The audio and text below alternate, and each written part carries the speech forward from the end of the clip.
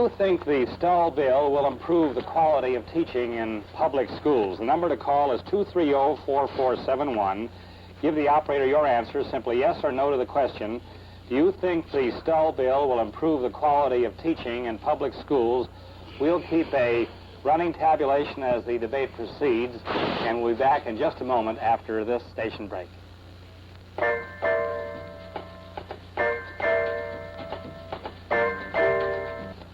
Assemblyman Stull, do you feel that teachers have been held accountable in the past, Mr. Teilhet claims they have? Well, I'm a little amused at Mr. Teilhet's comments, but not surprised, because that's typical of a great number of the educational establishment that comes to Sacramento. His reference to this being the old pea and shell game, and the presumption that the assumption was that there were no goals. I'm sure that schools have had goals, but you know, Harold, I have been trying very hard ever since I've been involved with the formulation of this bill to try to get out of school just what they have been doing from the standpoint of evaluating their teachers. And the reports that I have been getting has been primarily from the teachers themselves. The word has been passed around in the coffee lounge that the teacher is this good or she's bad or she's got this problem. The principal has been running in and out of class maybe once a year if the teacher's lucky or unlucky as you look at it.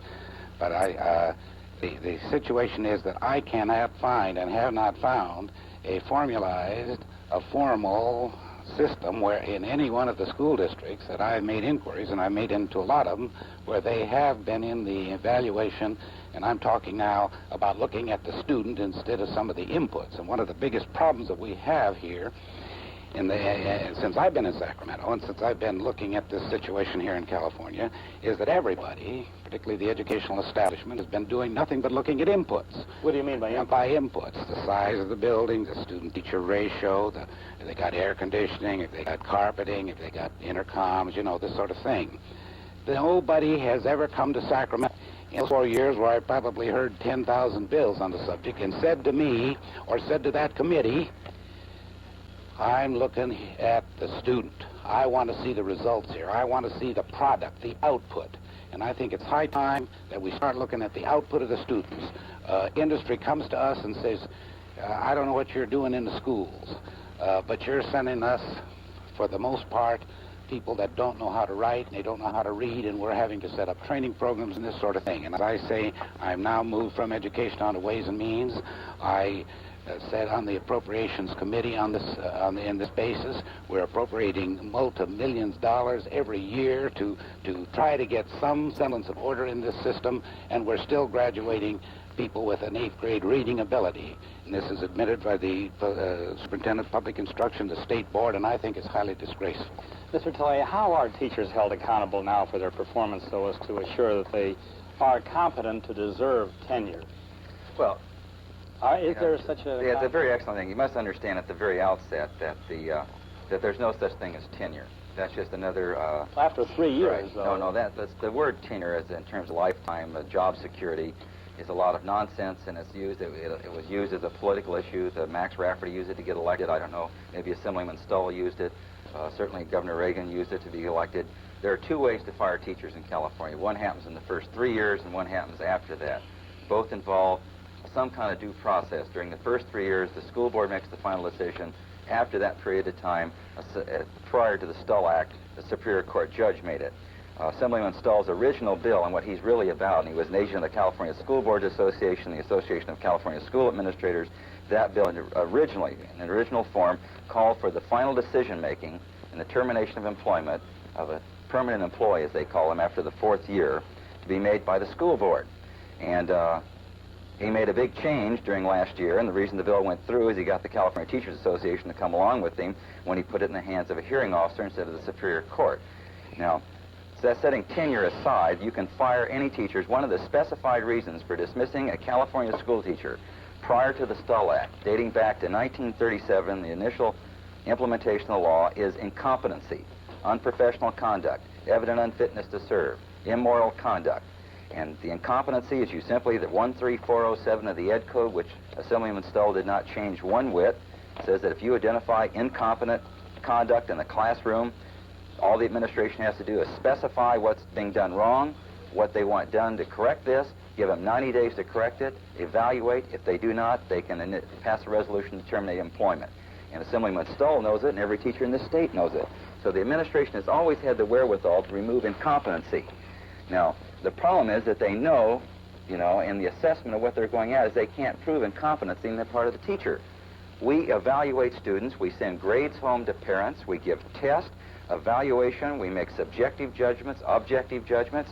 How in the devil, under the Stull Act, are you going to go into a creative writing class where the student is his imagination is going to be activated, where attitudes toward reading and the aesthetics of literature is going to be involved, and come up with some standardized, predictable percentage of student achievement in that classroom that's going to satisfy a school principal or a lay school board that probably needs to take the course, much less establish what's going on in there. Much less you're going to give the teacher wall-to-wall kids 5 hours a day and inadequate materials to deal with and hold them accountable. And we simply say that teachers have been doing an enormously successful job in California with the worst type of learning environments, in particular in our urban circumstances. Our schools are infinitely better today than they've ever been in our history. We have better teachers, brighter kids, doing a much better job. What we're suffering under is our own success. You back me up 15 and 20 years, and we didn't have any trouble with bilingual education because we dropped Mexican-American kids out of school. We didn't have trouble with blacks because we set them over in a ghetto and they dropped out of school. They were going to become drones. By making it possible for these people to come to school and we elevated their expectations, they're making legitimate demands, and so the scores that you're talking about, what the average, the 8th grade reading level, is an enormous success considering we didn't even count those people 20 years ago.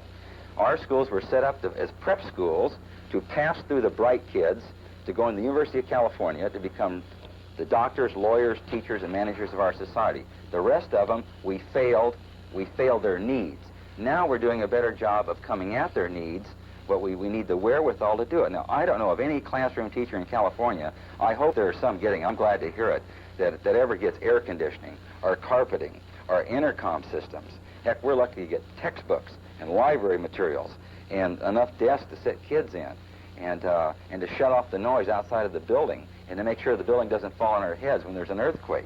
I've never known teachers to worry too much about capital outlay in buildings. That's a management function, and that's where Assemblyman Stull's mind is. In the classroom, we're worried about class size, teacher-pupil ratio, supportive auxiliary services within the classroom, an honest mechanism to assess students' needs and find out what they are and what's needed, and to be able to change in mid-semester. You can't set goals back in the spring for kids you haven't even seen yet.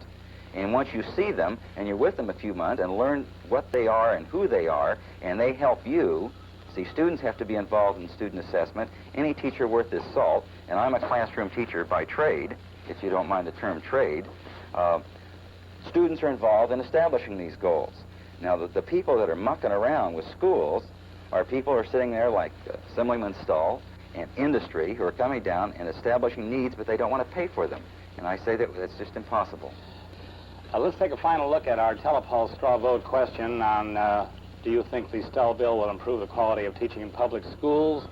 Evidence of the controversial nature of this subject is the closeness of the vote. Yes, 333, no, 348.